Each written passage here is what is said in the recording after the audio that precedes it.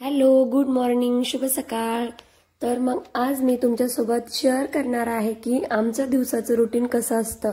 माझं आणि माझ्या पिल्लूचं बऱ्याच जणांचा प्रश्न असा असतो की छोटीशी फॅमिली म्हटलं की काही काम नसतं किंवा सिंगल बेबीला सांभाळणं खूप सोपं असतं। तर चला आजच्या माझ्या ह्या छोट्याशा व्लॉगमध्ये पाहूयात की मी माझ्या मुलाला कसं सांभाळते आणि कितपत ते सोपं आहे आणि कितपत अवघड। माझा मुलगा माझी कशा पद्धतीने मदत करतो आणि कसा मला परेशान करतो। तर चला मग आज आपण पाहूयात की आमच्या दोघांचं एकमेकांसोबत कंपनी कशी असते आणि मी त्याला घेऊन माझी सर्व कामे कशी करते। सगळ्यात अगोदर सकाळी आम्ही लवकर उठलो, अंघोळ वगैरे केली। आज डोकं धुवायचं असल्यामुळे मी थोडंसं लेट अंघोळ केली, नाहीतर अंघोळ देवपूजा माझी सकाळी लवकरच होते। आज थोडंसं लेट झालं, मीही अंघोळ केली, त्यालाही अंघोळ घातली आणि मस्त असं हिवाळा चालू असल्यामुळे अंघोळ केली की काहीतरी उन्हामध्ये जावंसं वाटतं, म्हणून मी गॅलरीचं डोअर ओपन केलं आणि लगेच श्लोक बाहेर आला। मी त्याला एकट्याला गॅलरीत येऊ देत नाही, कारण आमचा गॅलरीचा स्पेस बराचसा मोठा आहे, त्यामुळे भीती वाटते। मी जेव्हा सोबत असते तेव्हाच ते माझ्याबरोबर गॅलरीत खेळत असतो। म्हणून आम्ही आता मस्त गेट रेडी विथ श्लोक होणार आहोत। उन्हाला बसून आम्ही फ्रेश झालो, पूर्ण ऑइल वगैरे लावलं, बॉडी लोशन लावलं आणि छान असं आता मी त्याला मस्त उन्हात बसून रेडी करत आहे। अशा पद्धतीने काहीसं आमचं सकाळचं नियोजन असतं। दररोज माझी अंघोळ लवकर होते, त्यामुळे माझं काही नाही, पण त्याची अंघोळ झाल्याच्या नंतर त्याला मी दररोज एक 15 मिनिटं उन्हात नक्कीच बसवते, कारण सध्या फार थंडी असल्यामुळे मुलांना अंघोळ करून डायरेक्ट आतमध्ये ठेवलं तरीही गार हवा येते आणि त्यांना सर्दी होण्याची भीती वाटते। त्यामुळे मी त्याला पूर्ण रेडी बाहेरच उन्हामध्ये करते। तर असंच काहीसं आमचं सकाळचं रुटीन असतं। त्याला मेकअप करायचा फार कंटाळा येतो, म्हणून तो मला फार परेशान करत असतो। तसंच मी त्याला कसं तरी रेडी करते आणि नंतर सर्व ड्रेस वगैरे घालून तयार करते। बऱ्याच जणांची आपली आपली मतं असतात, पण असं काहीही नसतं। प्रत्येकाच्या लाईफमध्ये स्ट्रगल असतात आणि मेन गोष्ट म्हणजे सगळ्यांचा असा खूप मोठा बेहेम असतो की सिंगल पॅरेंट्स असलं की काम नसतं किंवा सोपं असतं, असं काहीही नसतं। उलट सिंगल पॅरेंट्सला आपली मुलं सांभाळायला खूप हार्ड असतं, कारण पूर्ण वेळ त्यांना त्यांच्या मुलांना एकटंच सांभाळायचं असतं, कारण मुलांचे पप्पा तर सकाळीच ऑफिसला वगैरे जात असतात आणि दिवसभर एका आईला आपला बाळ सांभाळणं खूप खूप हार्ड असतं। म्हणून प्रत्येकाने दुसऱ्यांना जज करणं सोडावं। प्रत्येकाची लाईफ स्ट्रगल आहे आणि प्रत्येकाला काम असतं।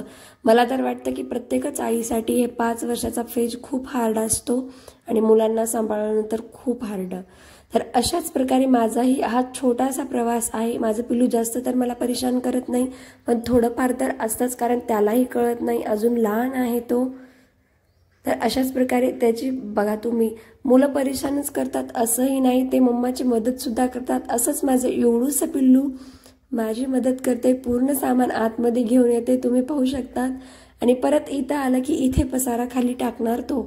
यालाच तर म्हणतात हेल्प आणि हेल्प न करणे।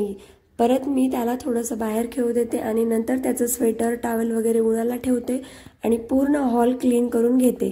तर अशा प्रकारे त्याला बोलत बोलत माझी कामे मी आवरून घेत असते। माझी सकाळची सर्व कामे मी त्याच्यासोबत गप्पा मस्ती करत करते आणि आता आम्ही वळलो आमच्या बेडरूमकडे। त्याच्यासोबत गप्पा मारत मारत मी माझं बेडरूम पण व्यवस्थित क्लीन करून घेते, तसंच बेड व्यवस्थित करते। तर तुम्ही पाहू शकतात अशी असतात छोटी मुलं। आपल्याला ज्या कामाला एक जवळपास 15 मिनिटं लागत नाहीत, ती काम आपल्याला मुलांसोबत करायचे म्हणल्यावर एक अर्धा तास ते 45 मिनिट नक्कीच लागतात, कारण मुलांना सांभाळत काम करणं खूप हार्ड असतं। आणि आता मी जे काम करत आहे ते माझ्या पिल्लूला विस्कटून टाकायचं आहे, त्यामुळे त्याची पुरेपूर मेहनत चालू आहे, तुम्ही पाहू शकतात। तर असंच काहीसं तुमच्याही घरी तुमचीही मुलं असताल तर त्यांच्यासोबत काम कसं करायचं किंवा हार्ड होतंय किंवा टेन्शन येते असं काही असेल तर तुम्ही माझा व्लॉग नक्कीच पहा। तुम्हालाही कळेल की मुलांसोबत इझी कसं घ्यायचं व त्यांच्यासोबत घेऊन कसं कामे करायची। फार काही हार्ड नसतं, थोडंसं आपल्यालाही स्ट्रगल असतं म्हणा किंवा टेन्शन येतंच, पण त्या गोष्टीला आपण इझी करू शकतो। अशा प्रकारे माझं बेडरूम क्लीन करून झालेलं आहे। आता आपण वळूया बेसिनकडे। बेसिन तर बरंचसं घाण झाले आणि आरसा पण क्लीन करायचा, पण हे आता मी नंतर करेल, कारण आज अजिबात वेळ नाहीये। त्याचबरोबर आता आम्ही आलो आहे बाहेरचा पोर्च पूर्ण स्वच्छ करायचं राहिलेलं आहे, त्यामुळे मी त्यालाच घेऊन बाहेर आली आहे आणि आता पूर्ण बाहेरचं व्यवस्थित क्लीन करून घेत आहे।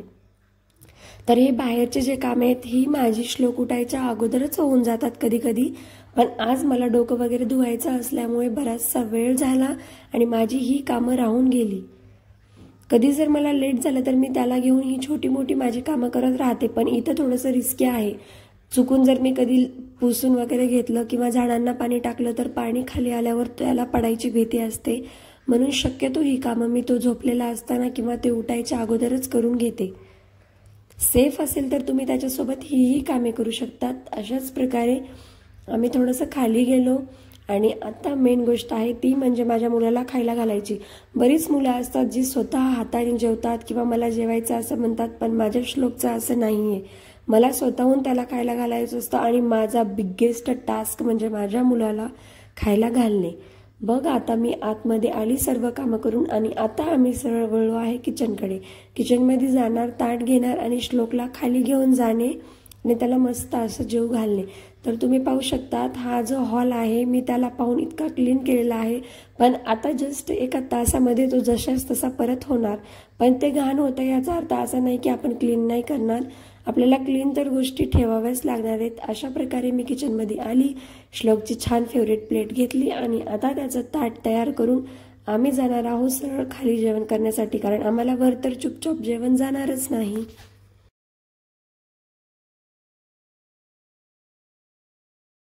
आता आम्ही खाली गेलो आणि पूर्ण आमचं अंगण फिरून फिरून चतकोर पण पोळी नाही खाल्ली आणि नंतर मग मी जशाच तशी त्याला थोडा वेळ खेळून वरती आले आणि आता माझं मेन आणि फेवरेट काम राहिलेलं आहे ते म्हणजे दारासमोर रांगोळी काढणे. मी तुम्हाला अगोदरही सांगितलं की मी ह्या सर्व गोष्टी सकाळी लवकरच करून घेते, पण आज मला लेट झालं. ह्या गोष्टी मी देवपूजा वगैरे करायच्या अगोदरच करते आणि आज सेम मला एवढं लेट झाल्यामुळं आज माझी देवपूजा ही अजून राहिलेली आहे. मग अगोदर म्हटलं दारासमोर छान अशी रांगोळी काढून घ्यावी आणि नंतर मग देवपूजा करून घ्यावी. अशाच पद्धतीने मी सुंदर आणि सिंपल अशी आज फास्टमध्ये रांगोळी काढून घेतली. आपल्याला लेट झालं म्हणून आपण कधी कधी त्या गोष्टी टाळू शकतो, पण सारखं सारखं असं नाही टाळू शकत आणि शक्यतो मी नाहीही टाळत करतेच. तर अशा प्रकारे मी छान अशी माझ्या दारासमोर रांगोळी काढली आणि आता मी सरळ देवपूजा करायला घेणार आहे.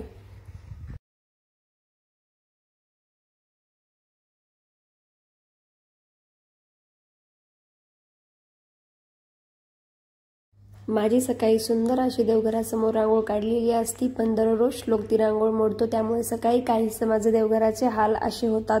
पण तरीही मी त्याला म्हणत नाही, कारण छोटी असतात तोपर्यंत मुलांना कळत नाही. कधीतरी असं होतं की ती रांगोळ नाही मोडली जात, पण मोस्ट ऑफ द टाइम तो रांगोळ मोडतोच. मग अशा प्रकारे मी आली आतमध्ये, स्वच्छ असं सर्व देव ताटामध्ये भरून घेतले आणि तिथलं सर्व क्लिनिंग करून घेतलं.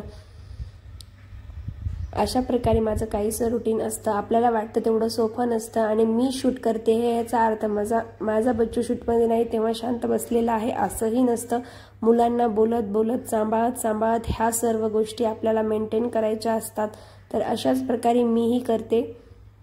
प्रत्येकानेच थोडंसं पेशन्सनी किंवा आपल्या मनाला स्ट्रॉंग बनवून ह्या गोष्टी केल्या पाहिजे, जसं सध्याला मी करतेय. आणि सोपं कोणत्याच आईला नसतं, प्रत्येक आईला आपलं बाळ सांभाळणं सोपं असतं.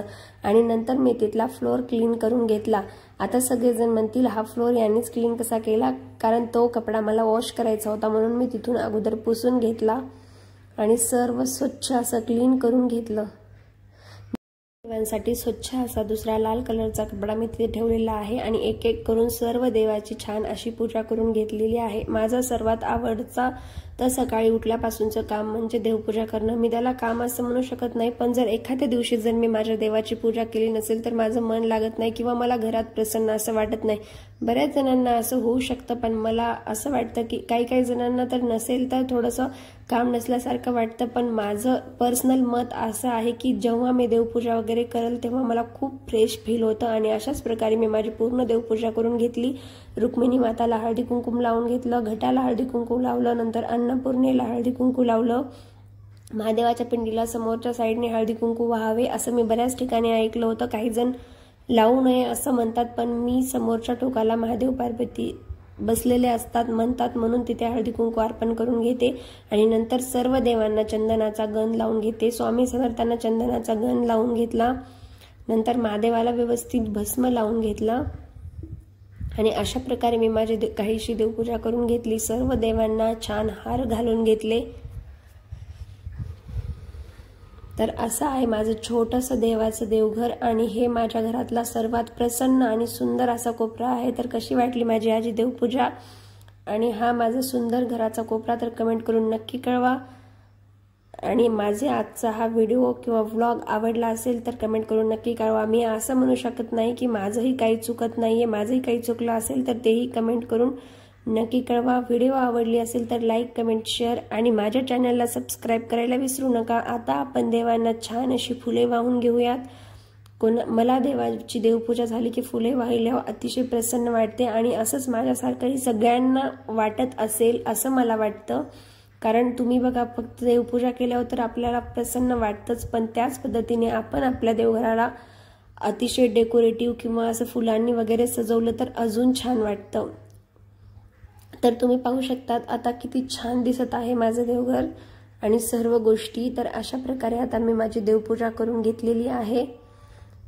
आता आपण देवांना छान धूप वगैरे लावून घेऊया आणि आपली पूजा संपन्न करूया। तर असा होता आज माझा छोटासा व्लॉग आणि माझ्या बिल्लू सोबतचे छोटेसे क्षण मी टिपलेले। तर असं काहीसं मी माझ्या मुलांना सांभाळते व माझं घरही सांभाळते।